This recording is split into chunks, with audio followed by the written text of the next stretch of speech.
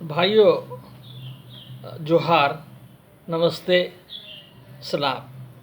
अ, मैं बहुत दिन से मन बना रहा हूँ कि जो अध्ययन मैंने छोटा नागपुर टेनेंसी एक्ट और अपने भाई बंधुओं आदिवासियों के बारे में जो स्टडी किया है आपके सामने पेश करूँ। इसीलिए आज वो शुद्ध दिन आ गया है कि मैं आपके सामने थोड़ा सा विवरण लेकर के हाजिर हुआ हूँ। जो पहली बात इस कानून के बारे में जगह जगह से सुनते हैं, बहुत लोग कहते हैं और सही भी है कि इसको समझना थोड़ा सा मुश्किल है। तो हमने इसके बारे में जो स्टडी किया, पढ़ा, तो उसका रीज़न सिर्फ ये है कि आदिवासियों को अपने अस्तित्व की लड़ाई लड़नी पड़ी है। इसके लिए उन्हें बहुत ही समय तक और बहुत ही मुश्किल हालात से गुज़रना पड़ा है। आपको तरह तरह के आंदोलन इनको करने पड़े हैं, मार खानी पड़ी है, उलगुलान करना पड़ा है और इस तरह से उन्हें सारी मुसीबतें झेलनी पड़ी हैं। तब जा कर के इतनी मुश्किल के बाद, इतनी कठिनाइयों के बाद उनका एक कानून बन पाया है जिसे हम आपके सामने लेकर हाजिर हुए हैं। वो है छोटा नागपुर टेनेंसी एक्ट जी। तो एक डिफ़िकल्टी तो ये रही कि उन्होंने बहुत बड़ा आंदोलन किया, और दूसरी डिफ़िकल्टी क्या है कि जिनको ये कानून एड्रेस करता है उसमें आता है schedule tribe, schedule caste and backward classes, जिनका मिक्सचर भी बहुत मुश्किल है। जैसे मान लीजिए कि जो शेड्यूल ट्राइब है, शेड्यूल ट्राइब 32 हैं और जो पूरे झारखंड में यहाँ वहाँ फैले हुए हैं, और कहीं इनकी तादाद ज़्यादा है, कहीं उनकी तादाद कम है, और वो भी बहुत सारे वर्गों में बटे हुए हैं। कोई राजपूत है, कोई मुंडा है, कोई हो है, कोई संथाल है, वगैरह वगैरह। इसका ही बहुत झंझट है। इनके तरह तरह के कस्टम हैं, नियम हैं, और तरह तरह की पॉलिटिक्स भी है इनके अंदर। एक ये हो गया, और दूसरे शेड्यूल कास्ट जो है ना, एक्चुअली शेड्यूल कास्ट जैसे मूची, चमार, पासी वगैरह वगैरह जो है ना, इनकी भी एक खासी तादाद है। ये भी समझिए कि ये भी इनकी तादाद भी 22 है। और इनका भी इतिहास बहुत दूसरे टाइप का है। इसके अलावा तीसरी जो कैटेगरी है इनके अंदर, वो है बैकवर्ड क्लासेस की। इसकी तो बहुत लंबी चौड़ी लिस्ट है जो समय समय पर काफ़ी बढ़ती रही है। अभी इनकी तादाद, जैसा कि आज के दिन जो हमने कैलकुलेट किया है, 170 के आसपास है, और सबको रिजर्वेशन है।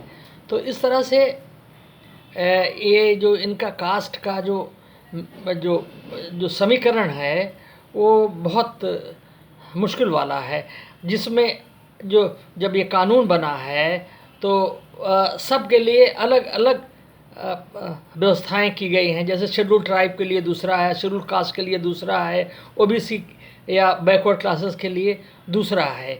तो इस तरह से ये काफ़ी मुश्किल वाला है, और काफ़ी आपको इसमें समय खपाने की ज़रूरत पड़ती है और काफ़ी एक्सप्लेनेशन देने की ज़रूरत पड़ती है। तो अपनी जगह पर हो गया।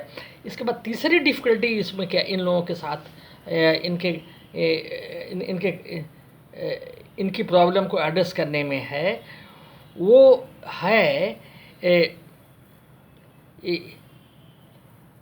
आपका ये इनकी जो स्थिति है आज़ादी के बाद, ये सब शेड्यूल ट्राइब, शेड्यूल कास्ट वगैरह वगैरह, ये आपको शेड्यूल 5 में सब डाले गए हैं। जो सेक्शन जो आर्टिकल 144 के तहत ये इंश्योर करता है कि जो एथनिक ग्रुप है उनके लिए ये सरकार विशेष प्रावधान लाएगी और उनकी सुरक्षा, उनकी उन्नति के लिए देश में बराबर तत्पर रहेगी। लेकिन दुर्भाग्य की बात यह है कि इतना कुछ बनने के बाद भी कुछ ठोस हुआ ही नहीं। न तो एडवाइजरी काउंसिल्स बनी, ना रेजोल्यूशंस पास किए गए। इस तरह से वो अजीब टाइप का बन कर के रह गया है और कोई भी ऐसा इनके हक में ये कानून पास हुआ नहीं।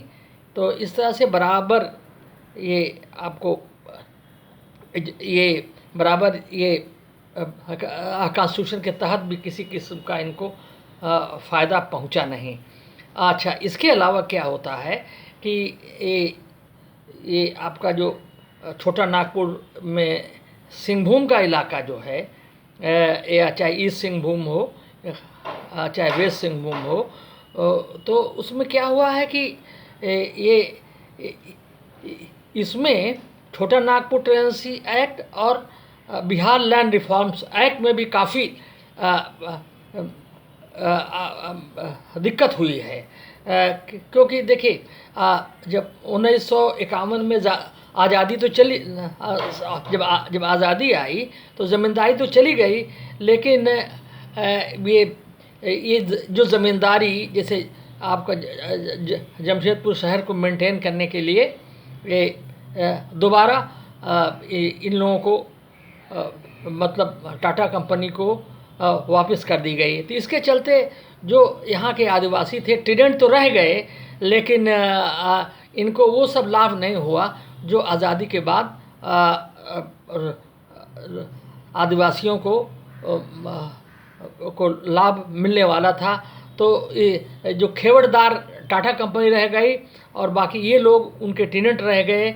इसके बाद